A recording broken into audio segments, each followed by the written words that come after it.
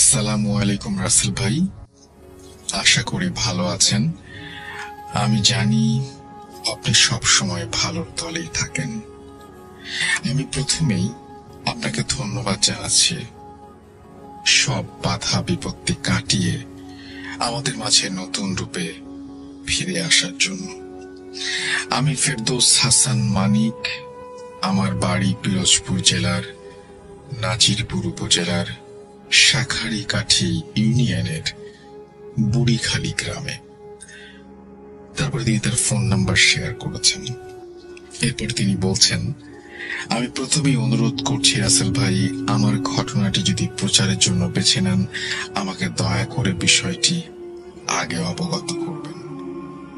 আমি অলরেডি আপনাকে জানিয়ে দিয়েছি।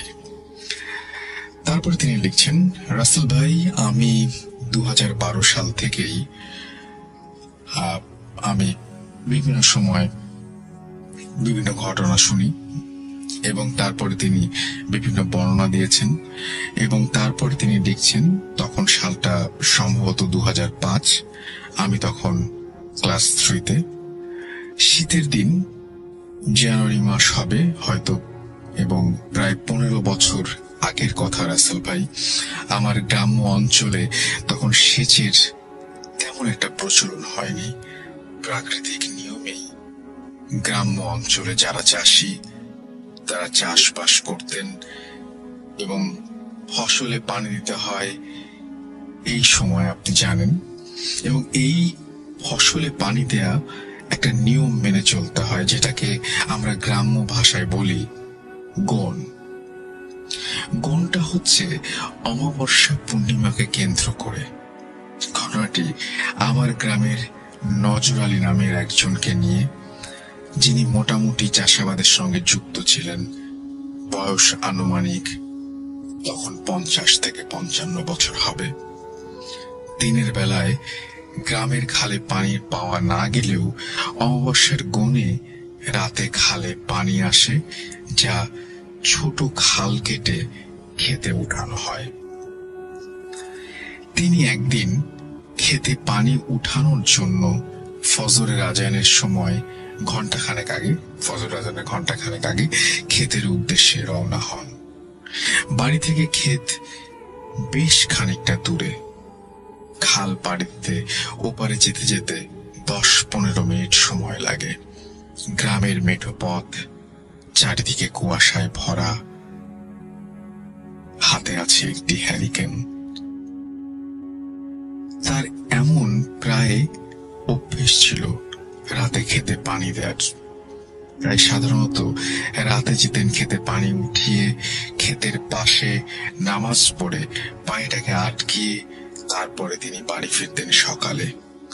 একদিন হঠাৎ রাতের বেলায় তিনি ক্ষেতের আইল, যেটাকে আমরা গ্রাম্য ভাষায় বলি, সেখানে হ্যারিকেনের আলোতে, আলোটা নিভে যাচ্ছিল, যেন ঠিক করছিলেন। হঠাৎ তিনি দেখলেন যে আলোটা যতবারই ঠিক করেন ততবারই সেটা বাতাসে নিভে যাচ্ছে, কিন্তু সেখানে কোনো বাতাস নেই। তিনি ভাবছিলেন হ্যারিকেন হয়তো তেল শেষ। এমন 4-5 বার হবার পর তার ভুলটা ভেঙে গেল। হঠাৎ পেছন থেকে কে একজন গম্ভীর কণ্ঠে বলে ওঠে, নজর, কি করিস? তিনি নিচু অবস্থাতে উত্তর দিলেন, দেখো না আমি কি করি। আবার একই কণ্ঠস্বর, একই প্রশ্ন ভেসে আসলো তার কানে। তিনি এবার বিরক্ত হয়ে পিছনে ফিরে তাকালেন, কেউ নেই। হ্যারিকেনটা নিভে গেল। তখন তার শরীরের মধ্যে হালকা ঝাঁকুনি দিলে ভয় তিনি তাড়াতাড়ি আইল ভেঙে বাড়ি চলে আসেন এবং বউকে পুরো ঘটনাটা খুলে বলেন। বউ বলল, হয়তো তোমার সঙ্গে কেউ মজা করেছে, অনেকেই তো আছে, হয়তো পাশের জমির কেউ হবেন উনি। পরের দিন আবার যথারীতি খেতে গেলেন, কিন্তু সেদিন তিনি আর ফিরলেন না। সকাল যায়, দুপুর আসে, তিনি আর বাড়ি ফিরছেন না। ক্ষেতের পাশেই ইলিয়াস নামে এক লোকের নার্সারি ছিল। উনি গাছে পানি দিতে উঠে হঠাৎ উচ্চ স্বরে চিৎকার দিয়েই অজ্ঞান হয়ে যান। তখন তার চিৎকার শুনে খালের ওপারে বাড়ির লোকজন তাকে ডাকাডাকি শুরু করে, কিন্তু কোনো উত্তর আসছিল না। তখন তার ছোট ভাই খেতে গিয়ে দেখলেন নজর আলীর লাশ, বিভৎস অবস্থা, তার মাথা কাদা মাটির ভেতরে ঢোকানো, ঘাড় ভাঙা অবস্থায়। গ্রামে ঘটনাটি পুরোপুরি জানাজানি হলে সবাই তার বাড়ি থেকে লোকজন নিয়ে এসে লাশটিকে নিয়ে যায় এবং দাফনের ব্যবস্থা করে। ইলিয়াসের সেদিন থেকে জ্বর, 4-5 দিন বিছানায়। ঘটনাটি এখানে শেষ হলে ভালো হতো, কিন্তু এটা মহামারীর মতো রূপ নিচ্ছিল আস্তে আস্তে। তার কবরটা যেখানে দেয়া হয় বাড়ির পাশের বাগানে, সেই বাগানের পাড়েই ছিল গ্রামের রাস্তা।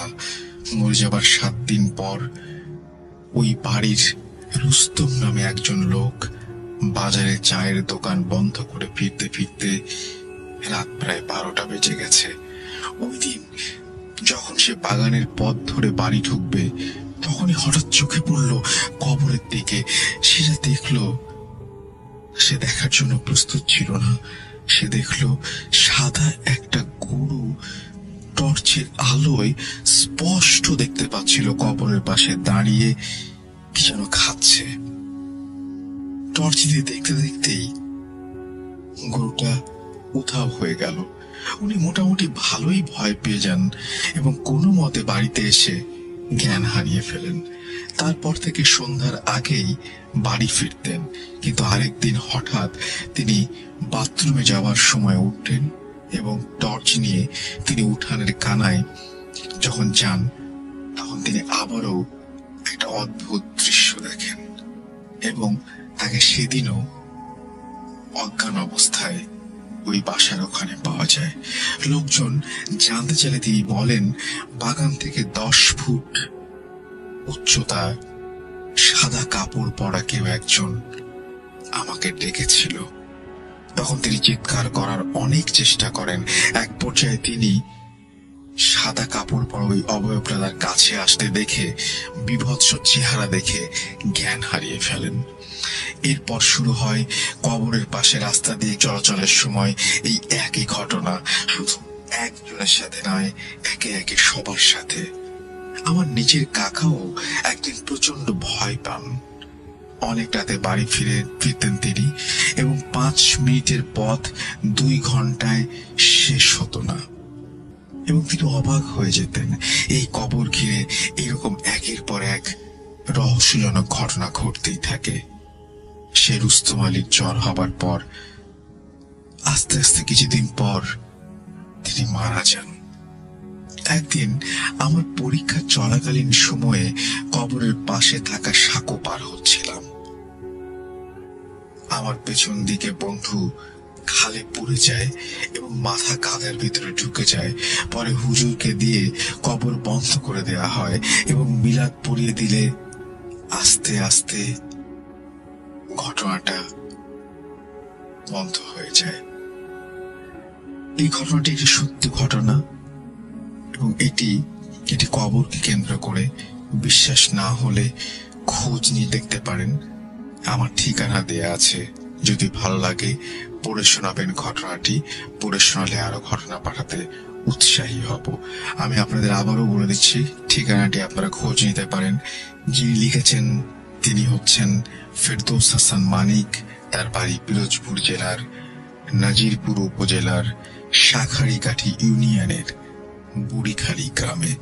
যদি এই ঘটনার সত্যতা খুঁজে পান, আমিও অপেক্ষায় থাকলাম, আপনারা আমাকে জানিয়ে দেবেন। চলে যাচ্ছি আমাদের পরের ঘটনায়।